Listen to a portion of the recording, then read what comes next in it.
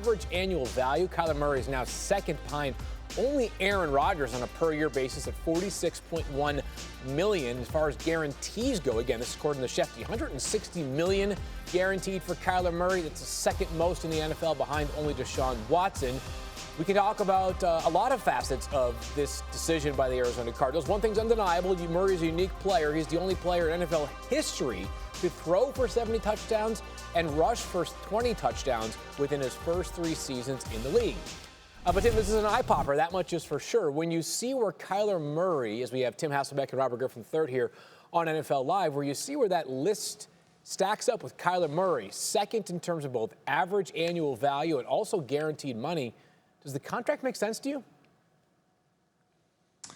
Field, it does make sense to me, and I think it's important for everyone to understand that just because you're the second highest paid quarterback in the NFL, it doesn't mean you're the second best quarterback in the NFL. It just means that the time to do your deal was, such that you had enough leverage. The team liked you enough to invest in you in the future. And the reality is that there's going to be new deals that are following that will bump him down from being the second highest paid quarterback on an average per year basis. So, when you look at it from the Cardinals standpoint, I think we all agree. Adam said it, you said it.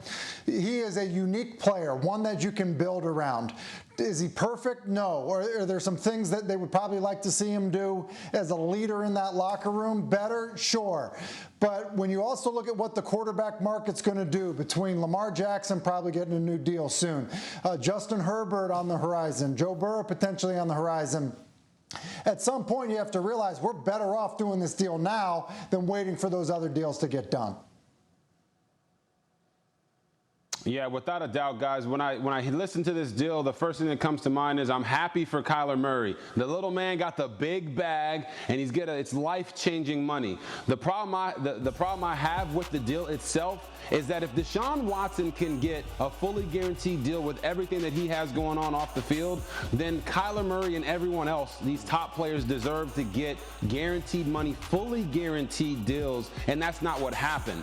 But another win that they did have is earlier in the offseason, the team came out anonymously through sources and tried to trash Kyler's name. And this is a big win for Kyler and his agent because they stood pat, they stood their ground, and they ended up winning and not allowing the media storm to kind of diminish his value and make him take $10 to $15, $20 million less. And I think that's not talked about enough. We have to stop allowing teams to negotiate through the media and drive guys' markets down by saying negative things about them that really no one really even needs to know about whether they are true or false. Well, but I do think, Robert, it's worth sort of reminding, and I pulled up just the verbiage that was used by Mort that Shefty referenced. This was the morning of the Super Bowl this year, and I'm just going to read it here. Murray is described as self-centered, immature, and a finger pointer that, according to sources, he was frustrated with the franchise and was embarrassed by the playoff loss to the Rams and thinks he's been framed as the scapegoat.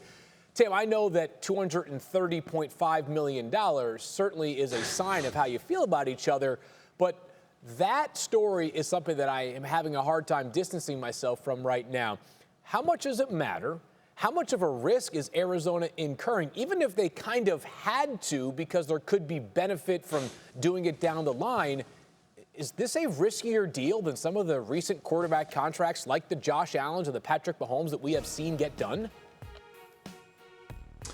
I think, listen, it depends on how you feel about his leadership. It depends about how you feel about, how the guys in that locker room are responding to him. I mean, I think, in terms of the risk, I think there's always risk when you invest the type of money that these organizations invest in starting quarterbacks, because you never really know how somebody's going to respond to it. Do they take it and understand that they have an immense responsibility to have a role in that organization, both to the city they represent as well as just from a football perspective? Some guys take that and raise their game. Other people, I think it intimidates them. It scares them, and they want to run away from the responsibility. So I don't think you ever really know how somebody's going to respond.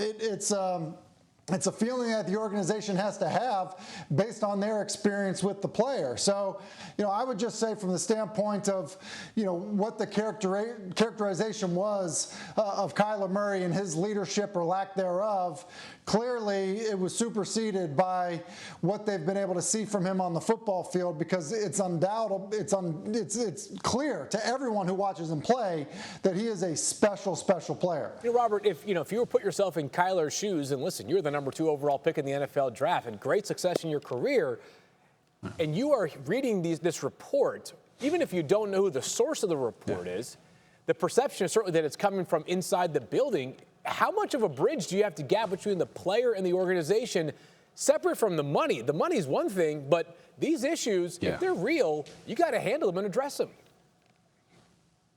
Yeah, no doubt about it, Phil. And I think you hit the nail on the head there by saying it's hard to distance yourself from those reports. Because to me, if you were going to pay Kyler Murray $230.5 million and guarantee $160 million of it anyway, then why do the fans need to know these minor grievances that you have about his leadership or about his work ethic or whatever else it may be? It honestly doesn't matter. All you're doing is driving down the guy that's supposed to lead your franchise in the eyes of the fans, the media, and everyone that surrounds the team. What are his teammates thinking when they see that? Does the team really have this guy's back? They paid him a bunch of money, but they're kind of saying slick stuff behind his back. That's why I don't understand that portion of it. But now that he has gotten paid, Kyler Murray can just kind of walk around in the building and feel more free to be himself and be a better leader, if that is even the case. We don't know if that is necessarily true or not. I haven't heard anyone tell me that, but now Kyler's got the money, the big bag behind him to support him going out and being the leader of that team like he has on the field. Thank you for watching ESPN on YouTube. For live streaming sports and premium content, subscribe to ESPN+.